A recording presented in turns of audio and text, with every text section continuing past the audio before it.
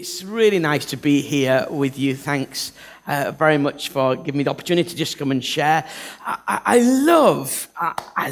absolutely love listening to worshiping God in different tongues, like human tongues. I mean, I like the Charabandai tongues as well, but like just listening to God being worshipped in Spanish and in English, and I love the fact we've got lots of different nationalities here, because that is one of the greatest evidences of the reality of God, isn't it? Just all these different people. We're a global movement, the church. And we're a historical movement. We go back 2,000 years. I mean, it's just incredible, isn't it? And sometimes this is not part of the sermons. It's just a little extra prayer. Sometimes you can feel a bit on your own, can't you? Especially with, without sort of preaching doom and gloom, especially with where the world is right now. It's really hard to feel a little bit like, I don't know, it's kind of small, but we serve a God who's impacted and planted a church. The first church got planted 2,000 years ago, and we've been planting churches ever since. And of course, God goes beyond the first church plant. So it's exciting, isn't it, to remind ourselves. Just very, very quickly, I'm not going to make a great deal of mention on them, but just a couple of little resources that I brought with me this time to help you in sharing your faith. One is, Now That Is a Good Answer. And that's to help you with tricky questions that you get asked. And then Faith Book, which is a guide to sharing your faith with lots of different faiths and different cults as well. So that's €4. It works out to your benefit at the moment, okay? And this is €1.50. And again, that works out to your benefit at the moment, okay? So price-wise, I mean, it'll work out to your benefit all the time when you buy it. I just realised I needed to clarify and qualify. Great. So I wonder whether you might be a little bit honest with me this morning. Could you do that? Could you do that? You could do that. Good. So who's very, very good at giving excuses? Anybody good at giving excuses? Raise your hand if that's you. Yeah, okay, a few people smiling there, I can tell. Well, I came across a list of excuses, and I'd like to think that these excuses were genuine, but I don't know. But I thought we might take a little bit of a survey. Here we go. Please excuse Jennifer for missing school yesterday. We forgot to get the Sunday paper off the front doorstep, and when we found it on Monday, we thought it was Sunday. Who thinks that's a genuine one? It's a good one, isn't it? Whether it's genuine or not, it's a good one. I really, I've got a list of these, but I'm only going to just read you a couple. Okay. Bob was late for school today because his little brother replaced the milk in their cereal with PVA glue. I don't know if PVA glue is very white. I don't know if it's the same color over here. And so replace the milk with their cereal with PVA glue. And Bob's mouth stuck together, and we needed to melt the glue. I mean, that's just great. Who wants that to be a real excuse? I definitely want that to be a real excuse. I guess we're all pretty good at giving excuses. And I want us to just have a little look at a few sentences from the Bible, which is a conversation between God and Moses is giving a load of excuses. How do I know he's giving excuses? Well, I think there's a fine line between excuses and reasons. I can give you lots of reasons why God should choose somebody else other than me. I could give you lots of reasons why I shouldn't go and do what God wants me to do. And the fine line, the thing that I think makes the difference between a reason and an excuse is this word, willingness. Willingness. I can give you lots of reasons why I shouldn't go, but am I willing? And if I give you lots of excuses for not going, then maybe I'm not so willing. So to help us consider that, let's just read together from the Bible. Exodus chapter 3, verses 1 to 10. Exodus chapter 3, verses 1 to 10. I'll give you just a few moments to find that passage in the Bible. I'll read it in English, if that's okay. I was worried you might say that. Exodus 3, verses 1 to 10 says these words. Now Moses was tending the flock of Jethro, his father-in-law, the priest of Midian. And he led the flock to the far side of the desert and came to Horeb, the mountain of God. There the angel of the Lord appeared to him in flames of fire from within a bush. Moses saw that the bush was on fire, but it did not burn up. So Moses thought, I will go over and see this strange sight, why the bush does not burn up. When the Lord saw he had gone over to look, God called him from within the bush, Moses, Moses. And Moses said, here I am. Do not come any closer, God said. Take off your sandals, for the place where you are standing is holy ground. Then he said, I am the God of your father, the God of Abraham, the God of Isaac, and the God of Jacob. At this Moses hid his face because he was afraid to look at God. The Lord said, I have indeed seen the misery of my people in Egypt. I have heard them crying out because of their slave drivers, and I am concerned about their suffering. So I've come down to rescue them from the hand of the Egyptians, to bring them up out of that land into a good and spacious land, a land flowing with milk and honey, the home of the Canaanites, Hittites, Amorites, Perizzites, Hivites, Jebusites. And now the cry of the Israelites has reached me, and I've seen the way the Egyptians are oppressing them. So now go. I am sending you to Pharaoh to bring my people, the Israelites, out of Egypt.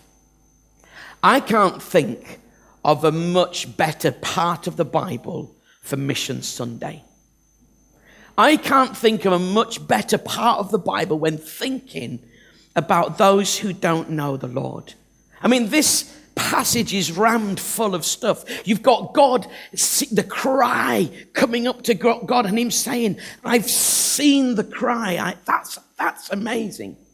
There's so many things I would want to preach on from this passage. This is one of those passages that gets me a little bit excited and gets me a little bit fired up when it comes to thinking about those who don't know the Lord. But what I want to focus on is a really interesting conversation that God and Moses are having.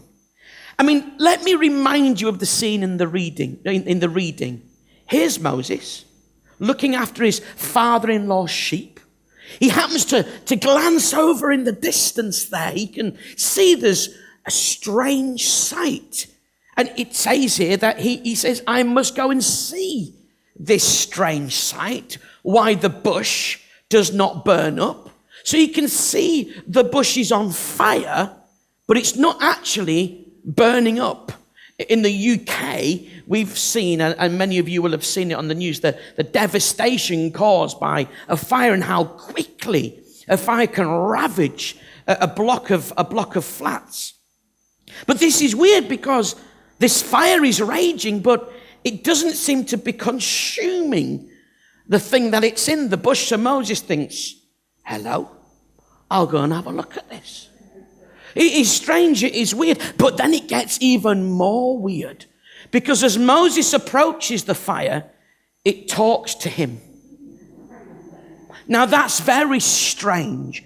I know you don't put the fire on a great deal in Spain, so this is where this illustration may have a shortfall. But those of you who remember fires back in the UK, we have them on 350 days a year. Okay, so we remember them well. And I've never once been downstairs to my sitting room, switched on the fire, and it said to me, good morning. That doesn't happen very often. If it does in your home, you need to seek help. So this fire is now talking to him. And he begins to realize very early on, this is God he's having a chat with. What I find encouraging, here's Moses talking with God, supernatural being, and yet he's having a very normal, natural conversation with him. Do you ever feel a little bit like that? Do you ever feel a bit normal and a bit natural and a bit ungodlike? Do you ever feel like, oh, I can't do this? I mean, like if anybody shouldn't feel that way, it should be Moses, who's right there in front of God. But I've come to realize, part of the deal of being a human is we're human, aren't we? We are human. Listen, I want to encourage you this morning. I said, however human you feel when it comes to serving God as a missionary. And by the way, a friend of mine says, a missionary isn't somebody who crosses the seas. A missionary is somebody who sees the cross. If you're here this morning and you've seen the cross, you're a missionary. Yeah? Dave's not a missionary just because he's come from the UK to Spain. He's a missionary because he sees the cross. Those of you who live in Spain or born in Spain, you're a missionary because you've seen the cross, not because you've crossed the sea. It's such an important thing. But kind of Moses is a little bit in awe of the task ahead. Do you ever feel that? People often think, oh, it's all right for you, Mark. You're an evangelist.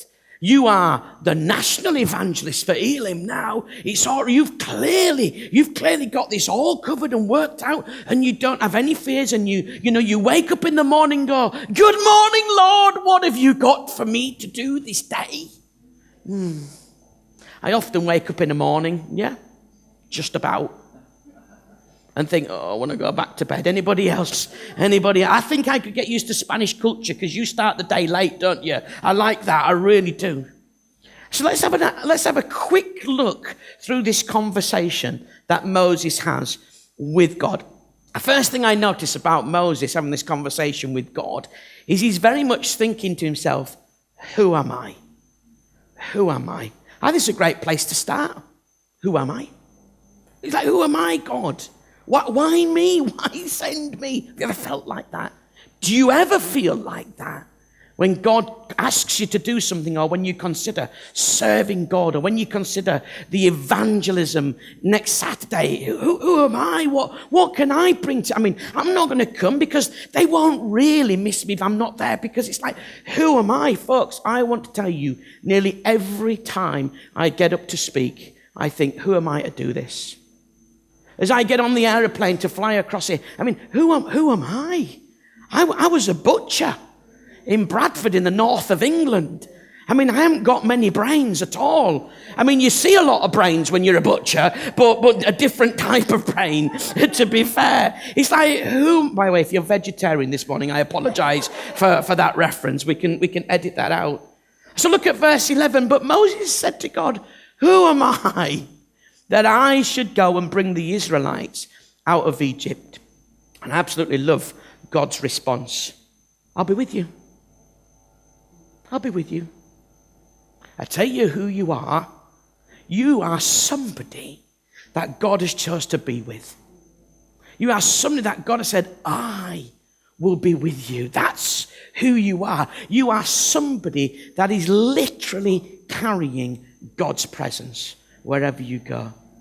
You know, like the Great Commission, we have it translated. I don't know what it's translated into Spanish Bibles. It would be interesting to see whether it's any different. But in the English translations, it tends to say, therefore, go and make disciples of all nations, baptizing them in the name of the Father. The more accurate translation is this. So wherever you go,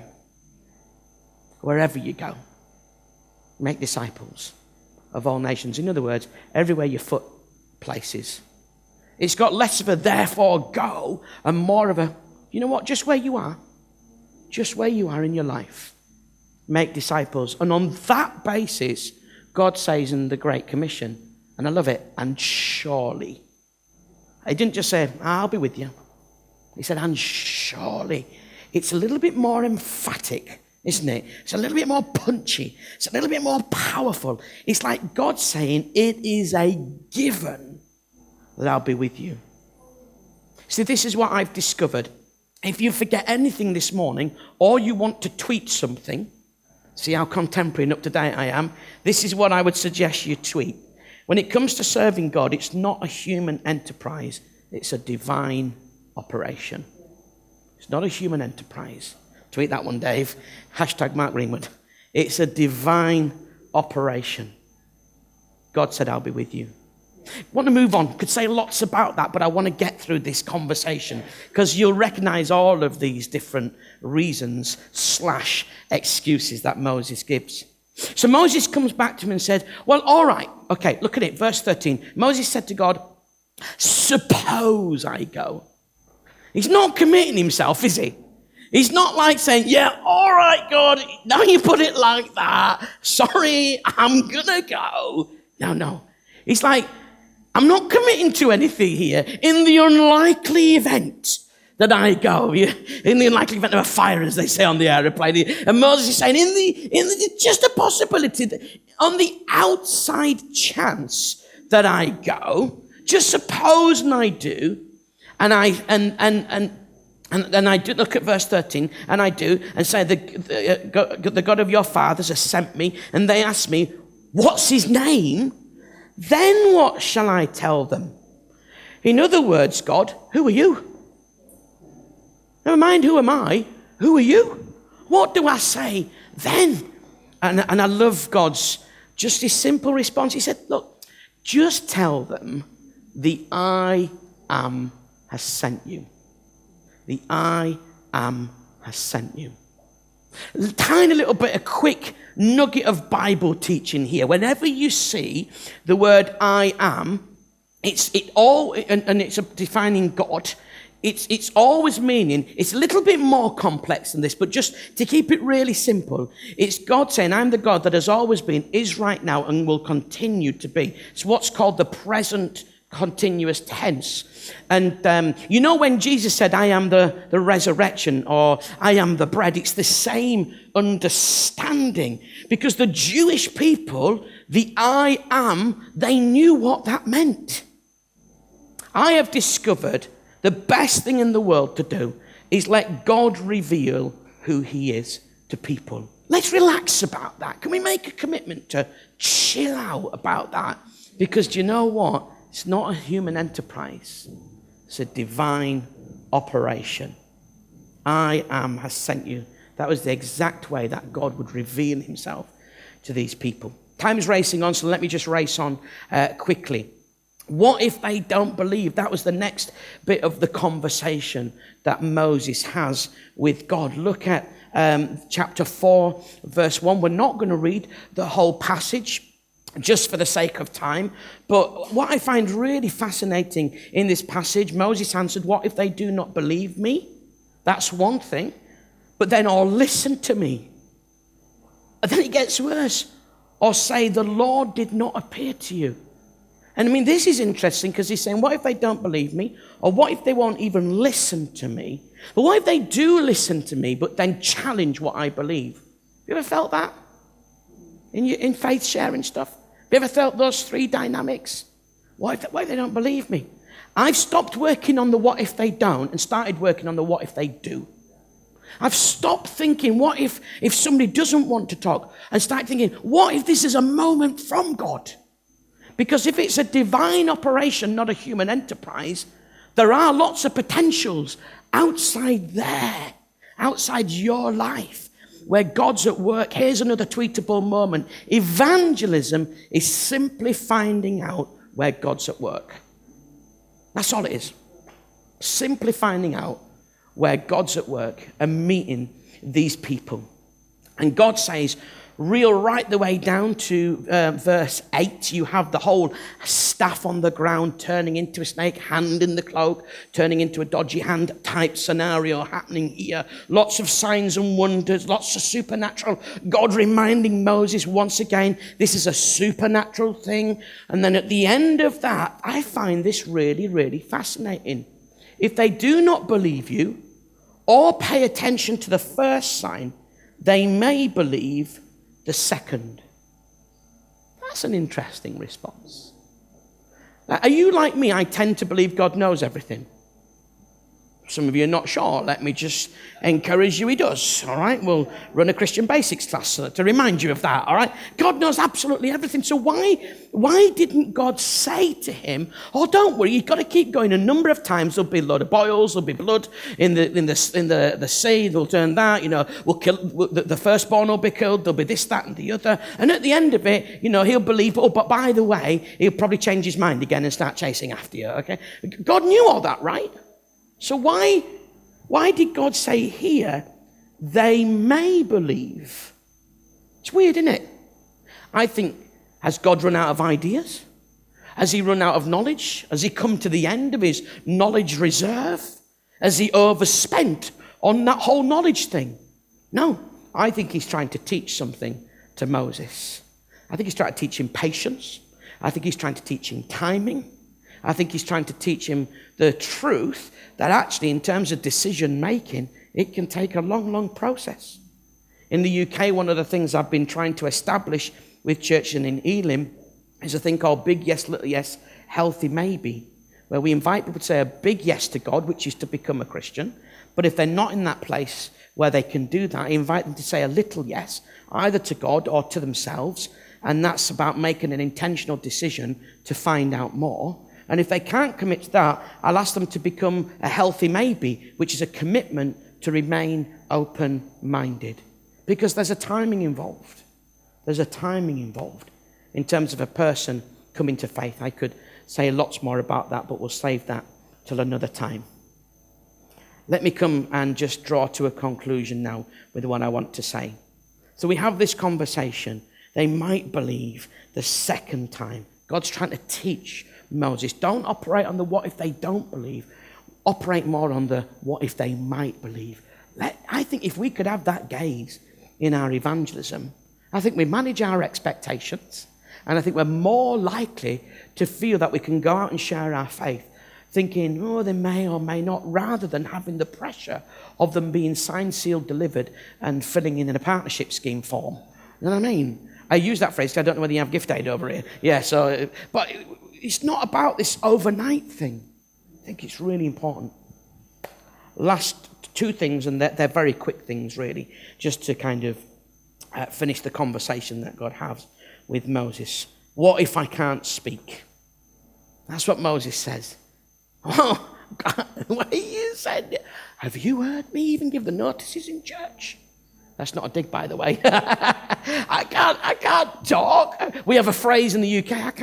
I'd never say boo to a goose. It's like, I'm so timid. You know that phrase, okay? I'm so timid. I wouldn't even go say never say boo to a goose, by the way. They're mental. They'll chase you. Just a top tip. If ever you're in an English park, however tempted you may be to run up to a goose and go, boo, don't, because they're mental, they'll have you. All right, it's true, isn't it? But it's like, what if I can't speak? What if I get up and go, nah, and nothing comes out? Or what if something comes out that I'd rather not come out? Have you ever had that one?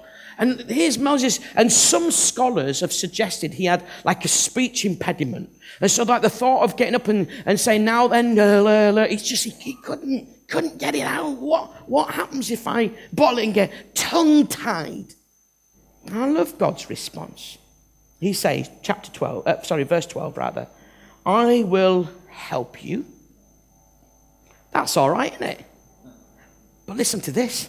I will help you speak well. Not even I will help you speak. I will help you speak well.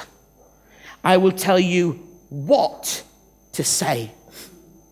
The boot camp that you're going to be doing is all about us learning how we can speak well and what to say. It's what I call content and delivery. We've got great content which very easily can be weakened because of poor delivery. Standard communication stuff, really. And the boot camp that I'm really excited you're going to be going on is about saying, look, let's speak well. Let's deliver good content. And I love God's answer. In other words, don't worry about even if you can't speak. I'm going to give you the words and show you how to say it. And then finally, and this is what it all boils down to, which comes back to what I was saying just a few moments ago. Chapter 4, verse 13. Moses said, pardon your servant, Lord, please send someone else. All that Moses had given was just excuses. At this stage, he didn't want to go. I would suggest to you he'd never really wanted to go. And he went because he felt he had no other option. And you can see the characteristics of a frustrated person coming out all the way through. Like any given moment, he kicks off. I think he was a bit like Jonah was reluctant. But here's the difference. Send someone else. What's the difference between excuses and reasons? Willingness. You can all give many of these reasons why you shouldn't go and serve God and do evangelism and be a missionary. We can give all of these reasons, but I hope this morning they're only reasons because your heart is, here am I, Lord. Send me.